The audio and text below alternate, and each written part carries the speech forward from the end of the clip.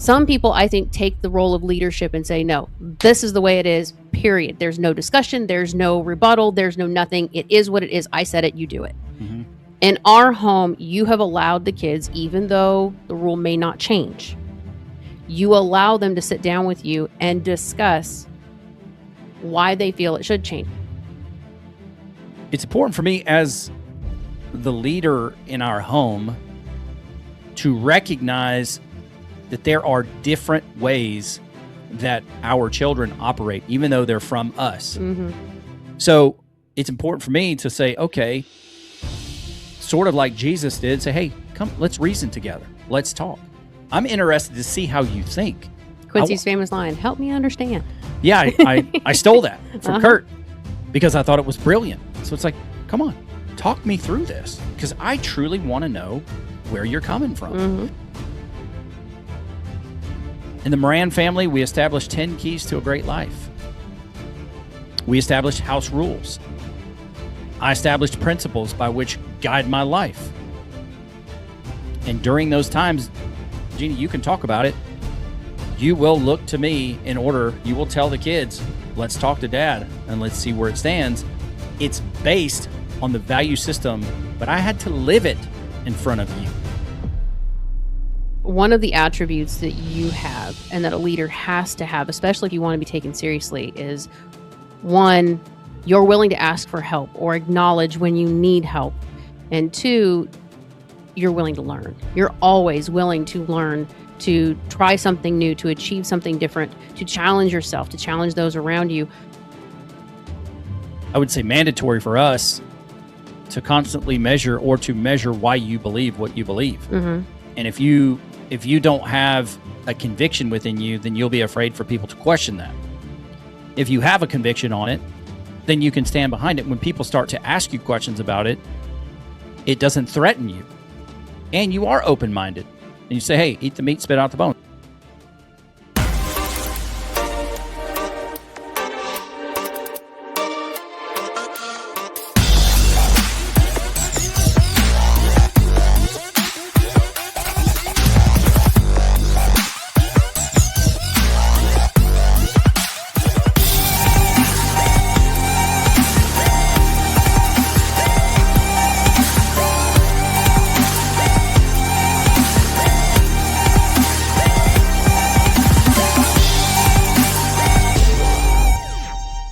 Welcome back to another episode of Man versus Marriage. It is I, your humble servant, Quincy Moran, a.k.a. the Q-Dog, in the Moran family studio with my lovely wife, Jeannie Moran. Jeannie, what's up? What's up? What's going on? Lots. There is lots going on, and that's not necessarily a bad thing, is it? Nope. Well, let's get into this particular episode, and this is one that I've been looking forward to and one that Jeannie and I have talked about for such a long time, and I think it's very appropriate that it belongs in the Where Do I Start series, which I hope that you have listened to in its entirety. If you have not, once I get done saying this, consider pausing it and going back 8 episodes and looking at the one that says start here. Where do I start? I wanted to make it as easy as possible for you. Mm-hmm. Namely because if you're anything like me, sometimes you can look over what's obvious because we can be oblivious from time to time. Now, it goes from episode to episode to episode. And I think it's important that you know where we started and where we're going. And this is ill-timed, but I'm going to go ahead and pull it up in real time over on my website at quincymoran.com. And so we're going to look at the episodes and we're going to go like this. So episode, where do I start? On just so you have a frame of reference, on November the 3rd, start here. Where do I start? Episode 1, November the 9th. This is a bonus episode. It's not included in the 1, 2, 3 series and so on numerically, but it is a bonus episode that complements episode 1. This was released that week. Then November the 10th, where do I start? Episode 2, and that is, what do you actually want? Like that episode 1 is like, hey, let's locate where you are. Because if you're going to go somewhere, Google Maps, Apple, Waze, or whatever semi-terrible map program you use is always going to want to know, where are you, so that I can give you directions on how to get to your destination. Is that an easy way to say it? Mm-hmm. Good. And then on November the 17th, we published Where Do I Start? Episode 3, Rebuilding Us, Aligning the Vision Before Fixing the Problem. Very, very important that you do so. The week of Thanksgiving, November the 24th, Where Do I Start? Episode 4. And this is the Master Strategy Recap. What we do in this episode is we take the episodes that came before that and we give you a master strategy session on how to apply them. Because in those episodes, we give you homework. We challenge you in your way of thinking. We give you exercises to make you better in the moment. So then on December the 1st, it was episode 5, which is Are You All In? This is a non-negotiable.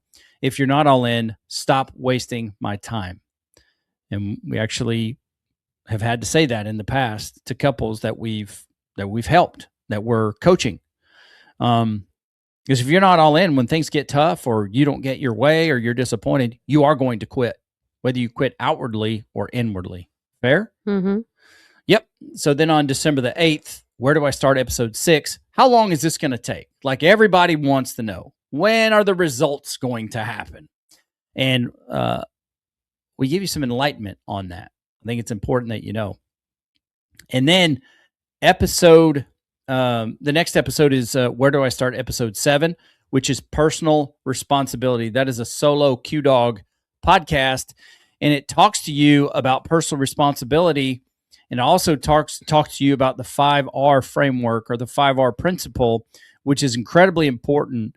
You need a set of guiding principles that help maneuver you forward when you don't know what to do. Your value system and your principles. You have to establish those as the leader of your home. Oh, and it just so happens today we are talking about leadership. And how do I tell my family I'm the leader? Now, when I think about this particular episode, there's one person who will remain nameless. Jeannie knows exactly who I'm talking about. This particular person really struggles with narcissism and struggles with the idea that he has to go around telling everybody, I'm the leader. I am the leader. You have to do what I say because I'm the leader. And I was embarrassed for him. Truly. I'm not saying it as an insult. I was defiant. I'm not saying it to insult him. His behavior insults him more than I will ever do so. Agreed. But there's a lot of damage that gets done. There's a lot of respect that is lost or abandoned when you have to walk around and tell everybody you're the leader. Because if you are walking around telling people you're the leader, guess what? You're not. You're not the leader. Your actions prove otherwise, which means nobody is going to believe you. That's why you have to keep reiterating it. Again, nobody believes you. Right. And so I'm here to tell you that there is a way to establish yourself in your family as the leader of your home. If you're not currently the leader, there are some challenges, which means there's a lack of trust in your relationship. Is that fair? Mm-hmm. Okay. So there's a few things that come along with that. And I can tell you early on, I went into this with this concept early on in our marriage, and it's because the Bible said so. I naturally assumed that I was the leader. I didn't know what that meant. I just knew that the Bible says I'm the head of the house, so that's what I'm going to do. So what good is it if somebody says you're the leader or acknowledges you as the leader with their mouth, but they deny that with their heart? The heart position matters. Mm-hmm. So what we need to do is we need to get into the depth of, what does this look like? What does being the leader of your home look like? Are you a tyrant? Or what does leadership in general look like? And this aha moment changed my life. And so I want to cover that with you. As a core truth, it says here, or I say here, you don't announce leadership, you demonstrate it. Leadership inside the home is felt through tone, presence, consistency, but I want to add this, most of all, demonstration. Well, what is the demonstration? It is, do your words and your actions align? Do you have a double standard in your home where it's do what I say, but not what I do? Because if you have that, like I've had that in the past, you have no credibility. Therefore, people will not trust you to lead you. Well, it also comes with to allow you to lead them, I should say. Go ahead. It also comes with, if you are the leader, it also means that you take responsibility. So if you are wrong, if the situation that you have led people into isn't what you thought or what you said, or doesn't pan out the way that it was supposed to, you then accept responsibility rather than toss it back or make excuses. That's right. There's an accountability level there. I'll use the example of you. If you have wronged someone or said something recently with one of our daughters, Quincy's always joked with her about certain things, and at some point the jokes to her became personal. Unintended. You had zero intention of actually hurting her feelings or pointing fingers at things about her. This is the way they've always joked since she was little bitty. This is the way they've always joked, especially when she started coming into her own little sarcastic personality. I'm going to give you an example and then I'll ask you to continue. She was, going through seizures because of some medical issues that she has. She had a brain bleed. She was one of the twins, and she had a brain bleed. So she has hydrocephalus. And so that means from now on, she's got to have a shunt to relieve pressure in her brain. And so she was having seizures. And this is like our range of humor. I said, hey, so-and-so, look, if you're going to have another seizure, just shake it off. And she laughed. Yes, it's punny. She likes it. That's our kind of humor. Yeah. What I didn't realize is that there was some of that was actually humor, and some of that she thought I was serious about when I was not. Like, I was never serious. There's a few times I was serious, but I wasn't joking about it, and it came out. And so I had to take responsibility. Well, her and I both had to take responsibility, but go ahead and finish. Agreed. So both parties had to take responsibility on, she didn't speak up to say, hey, when you say these things, this is how it's affecting me, as opposed to just, this is the way Dad is, so we're just going to deal with it. And Quincy had to take the flip side and say, it was never my intention. I didn't know. So there was an expectation there that you were not aware of. There was a hurt there that you didn't know you had created unintentionally. But as someone who shows leadership in our home, you took that and said, okay, hold it, time out. Explain to me so that I understand what it is that I'm doing so that I can correct that behavior, number one. Number two, he apologized, even though it was unintentional, because our goal is never to hurt the children, ever.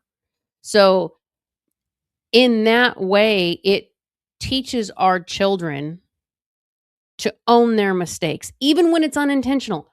Own it. Yep. Fix it. And then go back and start rebuilding. And now it's a joke between the two of them. It's like, hey, he'll say something smart and go, I'm playing, right? I'm kidding.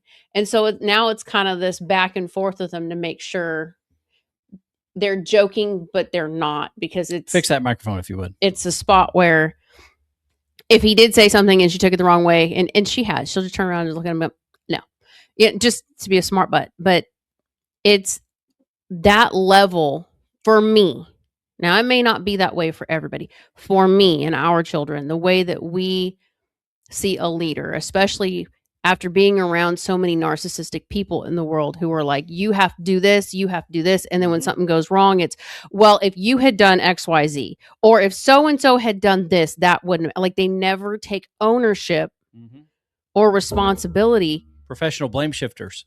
And first of all, what are you teaching your kids? Second of all, I'm not going to respect you on any level if you can't own, I made the wrong choice. I led us down the wrong path. I made the wrong choice. I'm sorry. Yep. Let me fix it, repair it, whatever the damage is, whatever the mistake is. It's a level of integrity, I think, is very, very important when it comes to leadership in the household. Yeah, I agree. And man, I thought you were going to continue on there for a minute, so I started writing some notes. But I'll get back to that. I already know what I was going to write. Just want to make a note about it. So I want you to see some of the people that I consider leaders. I only had a minute or two. It was a last minute decision for me to put this up here, but I wanted to show you. This says leadership is not a position or a title; it's an action and example. That was by Ed Milet. I think that is that's beautifully articulated. Andy Frisella says the world is starving for leaders. Businesses are starving for leaders. Families are starving for leaders. If you can become a leader, if you can stand for what you believe in, and you are comfortable doing it alone, eventually you won't be doing it alone. And that's because you will inspire other people, other men to lead. You will show them by demonstration. Another one here is your kids are watching, people are watching, you are leading whether you like it or not. I think that is brutal honesty, and it's true. You're either leading people by hypocrisy or you're leading people by your intentions and your examples. So what kind of leader are you? And this is what Andy Frisella says, and I believe it to my core. It's probably why we align so much when we talk about leadership and excellence. He said, personal excellence is the ultimate rebellion.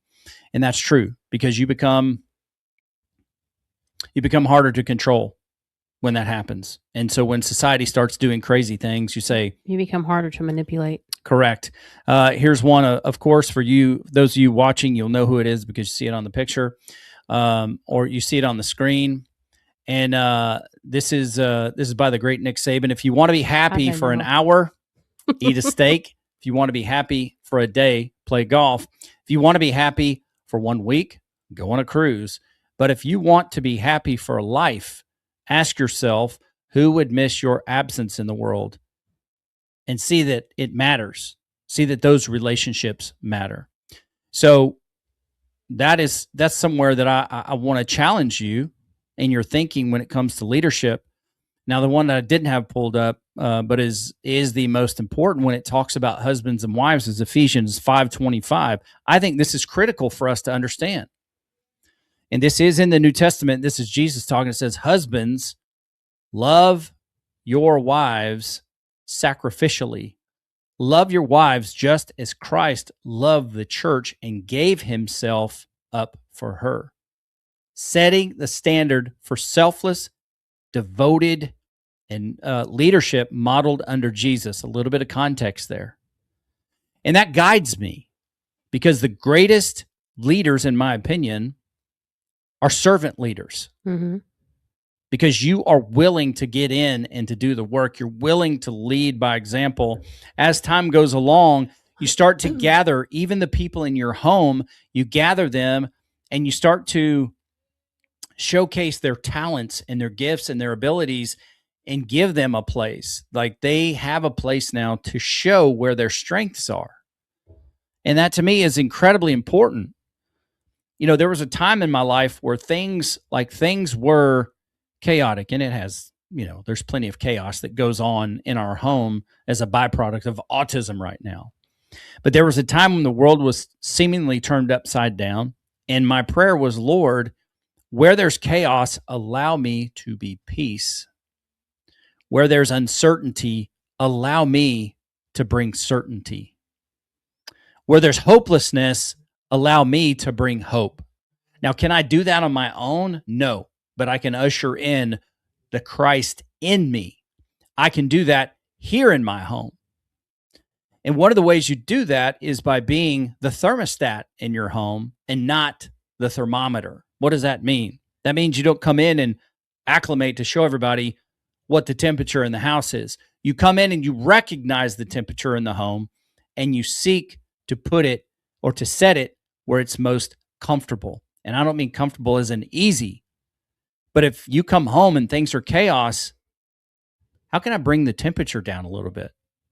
How can I get it to 70 as opposed to 78? Or if you come in and things are heavy and people are stressed, you come in and you start to raise the temperature. But you don't do that as a thermometer. You do that as a thermostat. And those are things that leaders do. They come into an area, they understand, they start to observe what is going on in the atmosphere, and they start to make changes in the atmosphere. And that is what you do for your family. It's what you do for your business. And there are some people that are great at business and terrible in life. And for you, we're here to help you so that you can achieve greatness in both. So it's about daily leadership. It's about winning the day. It's about setting a process and having a set of values that you live by so that you can go and teach them to your family. And it gives you and your wife framework that allows you, when things in your home, when your children start to get older and things are questionable, what do you say? Well, let's go to the value system. That's established by you and your wife. But it doesn't mean anything if you don't live it. In the Moran family, we established 10 keys to a great life. We established house rules. I established principles by which guide my life. And during those times, Jeannie, you can talk about it. You will look to me in order, you will tell the kids, let's talk to dad and let's see where it stands. It's based on the value system, but I had to live it in front of you. Well, and you also, one of the attributes that you have and that a leader has to have, especially if you want to be taken seriously, is one, you're willing to ask for help or acknowledge when you need help. And two, you're willing to learn. You're always willing to learn, to try something new, to achieve something different, to challenge yourself, to challenge those around you. And by doing that, you teach the kids and myself as well to do the same thing. You don't just, this is what it is, and we just stick to this. Things change as they get older. The values don't change, but the rules do. These are our values. Like for us, I'll use the modesty rule. When they were younger, modesty is key. While they live in our house, modesty is key, period. This is, you dress a certain way.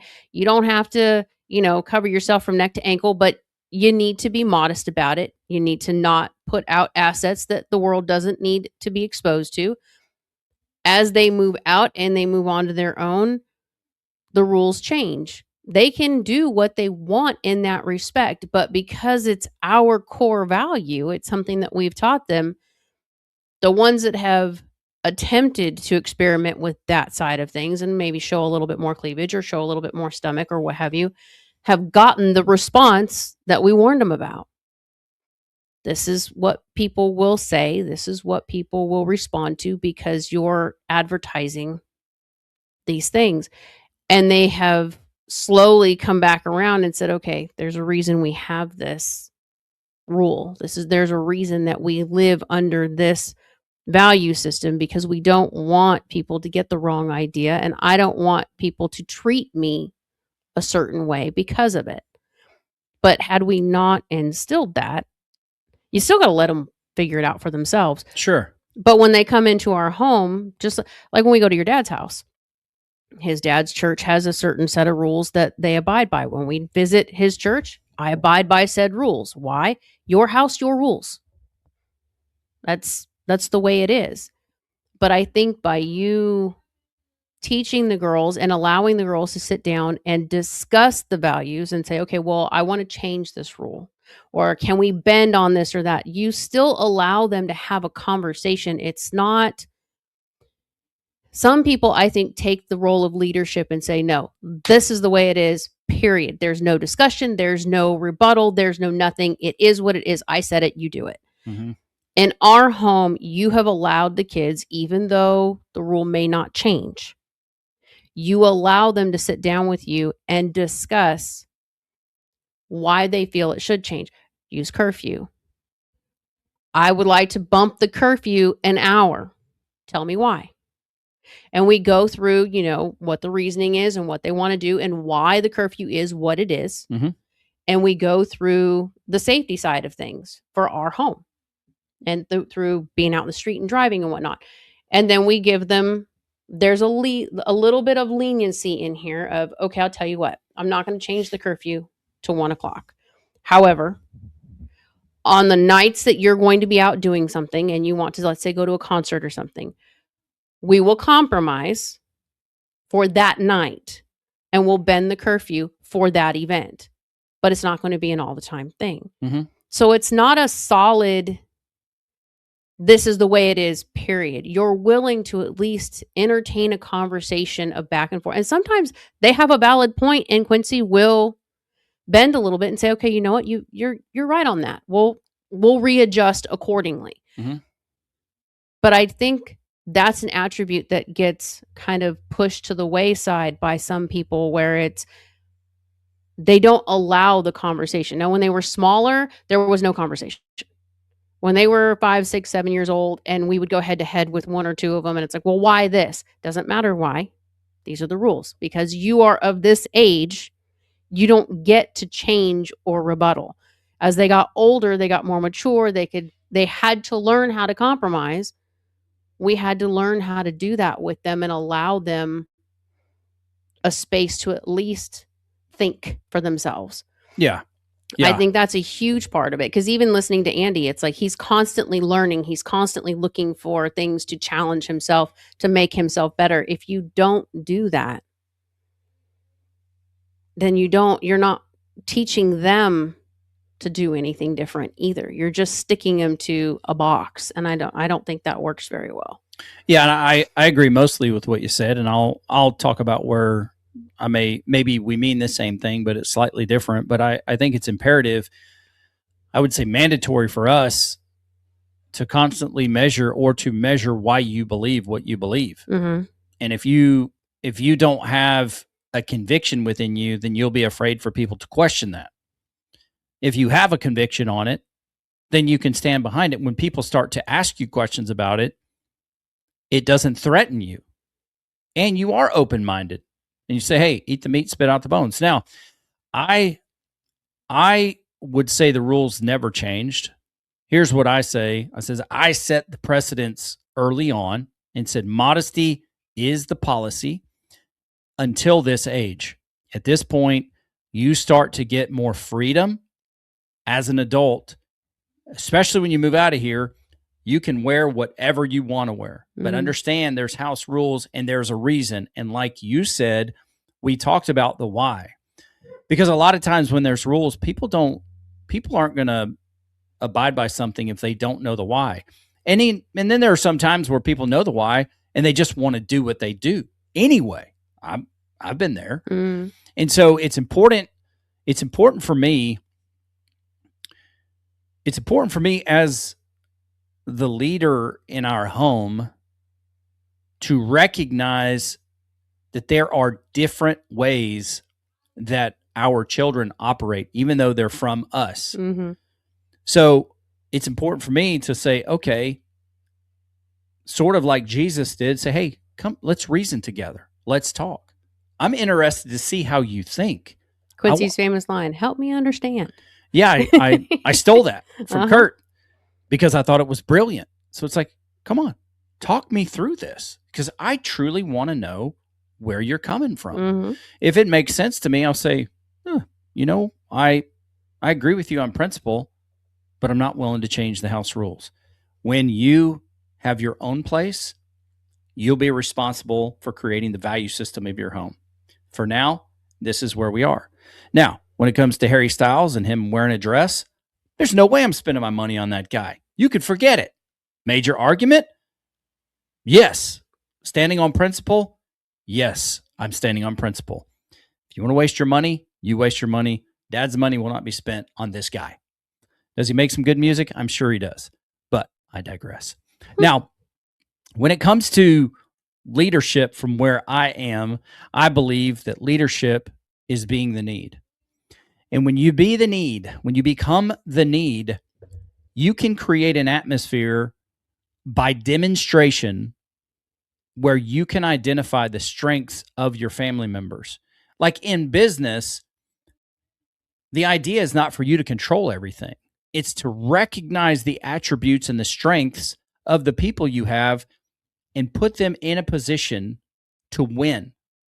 You recognize also what they call opportunities for growth, and you create a plan to challenge them, to stretch them, so that you can make them a more rounded, well-rounded employee, and you are helping to build them for the future. That's what great leaders do. They sit back and they recognize, I'm not trying to create or transform you into me. What I'm trying to do is help you succeed. And one thing I was taught about leaders is that, they hire people that complement their weaknesses and opportunities. And then they help them build strength so they can move on. We don't get to pick our kids, but we can evaluate them. Say, okay, how can I challenge you to be successful? How can I create an atmosphere here where you're willing to put your strengths on display in an effort to encourage you for the future? That is very important. And so when it comes to like leadership in our home, leadership in my estimation is about authority. And when it comes to authority, you will not have authority over anyone that doesn't trust you. Mm-mm. You'll have external authority, but you will not have their heart. Or you might have obedience out of fear as opposed to obedience out of trust. Correct. And that's why I call it external compliance with authority.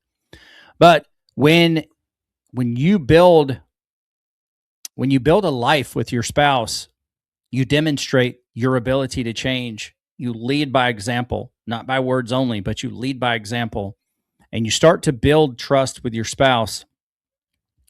Then you can have the conviction of leading or of working, maybe like Jeannie and I do. Maybe this doesn't work for you, but this is where we are. We work on deference. We say, okay, well, you're strong in this area, handle it. I'm strong in this area, I'll handle this. And we start to rightly divide those responsibilities, and then we will utilize each other as a complement when we need clarity. I'm always seeking God's heart. And then when Jeannie and I come together and we talk, it's like, okay, I can be over logical about a situation and have no emotion and scar people. I can do that. Jeannie can be over emotional about a situation and scar people. And so what happens is there have been times in our life when we've been going through situations with our kids, adult children. I can't say that. Anyway, and we were going through a time where some of our kids were like, I'm out. I'm leaving. At least one of our kids. I'm going to do what I want. There was a significant amount of hurt going on. And so I had to take a step back, ask God to search my heart, and look for a pathway forward. And we came up with the principle of, okay, I'm going to put my energy into the people who want it. I'm going to lead my family through this logically. And then I'm going to ask Jeannie to compliment me on the emotions. But we cannot lead this situation with emotion, or we are going to be in chaos. And fortunately, we evolved through that. And it's been difficult, but we've said, okay, who wants the energy? I'm going to give it to you. I'm not wasting my energy on people who don't want it. Mm-hmm. And logically, I'm going to move through this.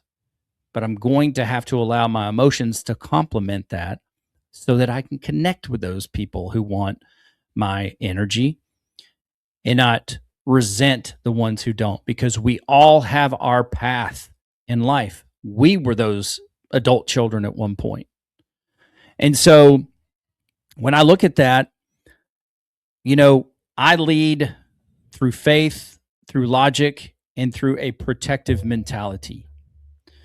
And then I lean on Jeannie for her emotion, her intuition, and her wisdom. And I don't think there's places where we disagree. There's things that Jeannie does that frustrate me, and there's things that I do that frustrate her. But I think we have a conviction with one another. We trust one another now to where what we bring to the table ultimately complements our relationship in our home. Well, we have a balance system. So we had a situation, and a couple of our girls are very sensitive.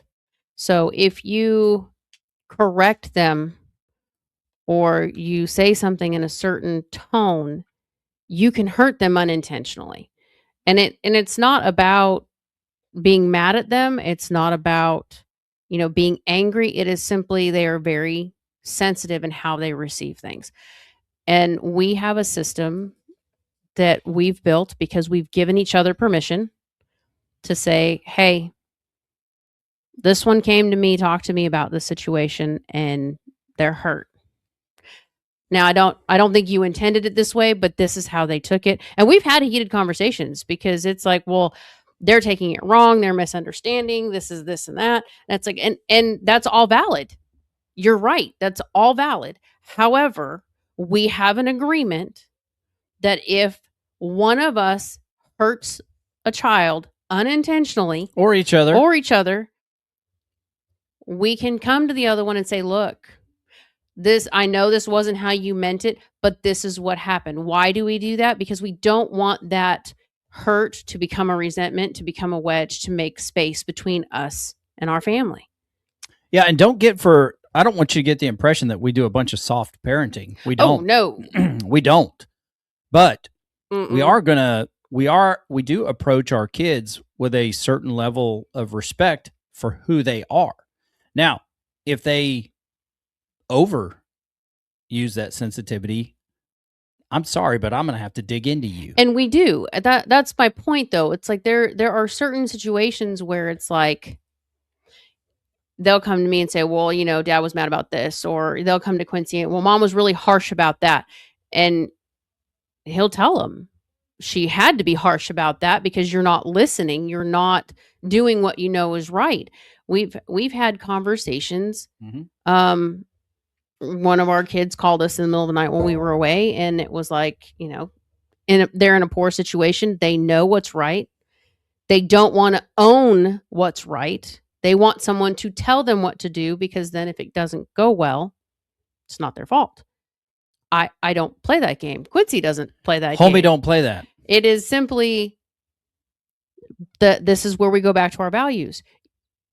You know what's right. Mm-hmm.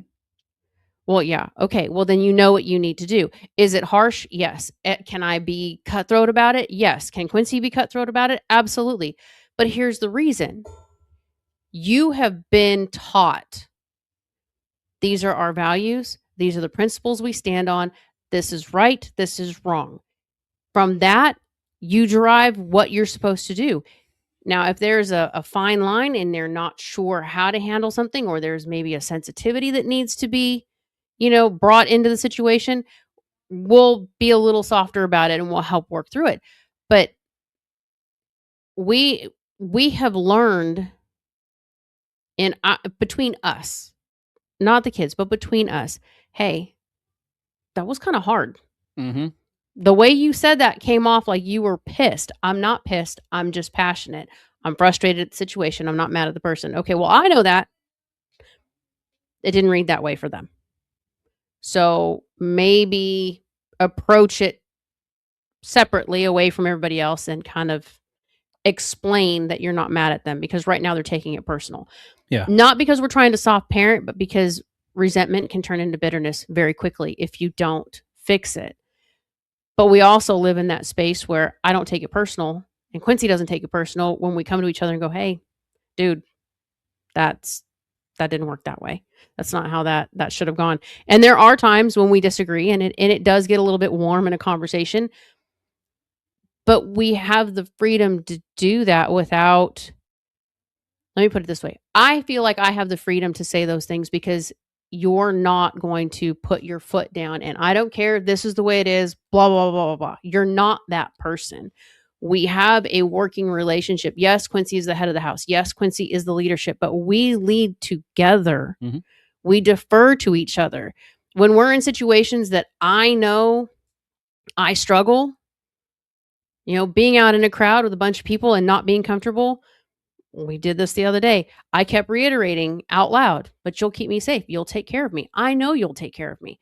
It wasn't because I was trying to build his ego. It was for me, reiterating to myself because I was getting really uncomfortable. Quincy's with me. Quincy will take care of me. My kids do the same thing. When we go someplace, we're doing something new. Our daughter just traveled cross country by herself and had to make multiple changes. Planes got delayed, canceled, had to find trains, had to find Ubers, had to find all these things. She's 18 by herself. She's never done these things. So she texts me and says, Mom, my flight canceled. Immediate response, call dad. Get daddy on the phone. Daddy will fix it. Daddy will help you figure out where you need to go, what you need to do. I don't have access or the ability to look at a map the way that Quincy does to say, okay, this is where you need to go. I don't know the area. It's not my expertise. But she knows immediately, yep, dad's got me, no problem. Now, when they're emotional and they're frustrated and they're worried and they don't know how to get through that crap, it's me. Mhm. They want the nurturing side of mom. We play well off of our strengths, but that creates a level of when we go somewhere, the girls know when Quincy, this is Quincy's example all the time. If someone was to break into the house, who would you trust to keep you safe, mom or dad? Immediately, everybody says dad. Why? Because dad is going to put everybody behind dad, and dad is going to handle the situation. Mom is going to gather everybody to get them behind dad because that's my job. Now, if they are upset about something and emotional about something, are they going to come to me or are they going to come to dad? 9 times out of 10, they're going to come to mom, depending on the kid. There's 1 or 2 that won't because I'm a little bit harsher, but they know that though. They know what they're going to get when they come to me. It's just the structure that we've built. It's the standard that we've built between the two of us. Yeah. And here's the thing is that I couldn't have the confidence in myself to be the leader of this home if I didn't trust me. Mm-mm. And if I don't trust myself, how could I ask Jeannie to trust me? How could I ask the kids to trust me? And that's not to say that I don't make mistakes, because I have made mistakes. But you own them. I do own them. And then, I have to ask God to help bail me out of my mistakes. But my heart position is in the right place. And it's imperative for us as men to evolve, to choose, not to evolve, to choose servant leadership. I take the example from Jesus to be like legitimately.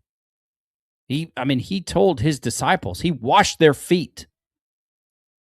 He said, I didn't come here to be served. I came here to serve. And I think that is the strongest level. It doesn't mean you diminish yourself. It doesn't mean that you intentionally lower yourself to a point where you are completely self-deprecating. That's not the point. The point is to say, whatever comes, I'm going to be in the front of whatever situation comes, because I'm here to lead this group. I'm here to lead this family. I'm here to face whatever challenges come. I'm not here to say, that's not my problem. You screwed up. You go fix it. And to put my family out in front of me as a means of preservation. Well, and your title of leadership, especially in the home, is not a place for ego. That's No. the mentality that we often see in the world now is this big alpha male, testosterone filled, egotistical, I'm the man. Okay, great. But what do you have to show for it? Well, I would say that's important when it's in the right situation. It is. In the right But setting. again, what do you have to show for it? Mhm. If you have all of this ego and all of this puffed up mentality, but your wife doesn't feel like she can talk to you, your children don't feel like you're approachable, your employees don't feel like they could tell you when there's a problem. When that's the type of leader you are, your ego is what's leading you and leading your people. And it's not leading anybody. It's just a puffed up personality. It's not true leadership. Yeah, I think just in my experience, that comes from serious insecurities. Mm-hmm. And so I have had to identify and be vulnerable with my wife about what my insecurities are. I've had to learn how to build my confidence. Most importantly, though, the foundation of that is I had to become somebody trustworthy. I had to become someone I could count on before I could expect my wife and kids to count on me. And it wasn't by your words. It was by showing up. It was by your actions. Because in the beginning, and the reason I'm saying this is because this may be where you guys are at, where some of the listeners are at. I'm making these changes. I'm doing all of these things. But when I tell my wife I'm doing X, Y, Z, she doesn't believe me. She doesn't say she sees it. She's not giving me the accolades. She's not, okay. This is where your heart and your ability to lead meet. Mm-hmm. Your actions. If you have said in the past, I'm doing, I'm gonna, I will be, and you weren't, you didn't, and you haven't, your words don't mean jack. Mm-mm. You can tell me until you are blue in the face that you are going to be somewhere, but as many times as you have fallen and not been there for me, I'm not going to believe you. I'm going to go in with the expectation that you're just not going to show up. That's where your words and your actions have to match. Yeah, I agree. And Andy Frisella says, something. He says something like this, and I might butcher it, but he says, people have the right to not believe in you or not trust you when you've presented untrustworthy behavior. Mm-hmm. And so if you're emotional and you're butthurt about that, well, my wife doesn't respect me, my kids won't listen to me. And look, everything's not sunshine and rainbows over here in the Moran family. We still have we have intense moments. There are times, and I'll be very straightforward with this. There are times when the kids get it twisted and they start trying to push back on everything. And then I do get into, because I said so mode, and this is the way it's going to be, I'm going to stand on principle. Mm-hmm. That has to happen sometimes so that they understand in a home there is authority. Mm-hmm. And as they become adults, you start to navigate the line of freedom and authority, but ultimately mine and Jeannie's authority is not going to be usurped in this home. No, we're not going to be used against each other. And if that's a situation that you can't get with, like I have talked to my children about, I said, you may be a better visitor than a resident, and I totally respect that. So you'll have to figure that part out. But here's the line. This is where the authority is. This will not be crossed. If it is, there's consequences. If it is too many times, our conversation changes. So there are those times. I don't want you to get it twisted. There's those times where you do have to assert your authority.